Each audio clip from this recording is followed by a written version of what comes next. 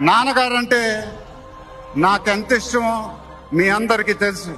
ఆయన చెప్పే ప్రతి మాట వినేవాడిని, ఒక్క మాట తప్ప. ఆయన ఎప్పుడు నన్ను ఒక పౌరాణికం సినిమా చేయమని అడిగేవారు. నువ్వు గెటప్ల్లో చాలా బాగుంటావురా, ఒక సినిమా చేయి అని ఎప్పుడు అడిగేవారు. ఆ మాట ఎందుకో నేను ఎప్పుడు వినలేదు. ఇవాళ నా మాటలు ఆయన వింటూ ఉంటారు. ఆయన ఆశీస్సులు ఎప్పుడు మనతోనే ఉంటాయి. ఇది నా డ్రీమ్ ప్రాజెక్ట్. ఒక రకంగా చెప్పాలంటే once in a life time project.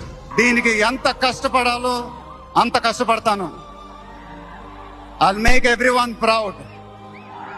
Most importantly, I'll make my director the most proud. Varanasi release అయినప్పుడు మాత్రం the whole of India will be proud of us.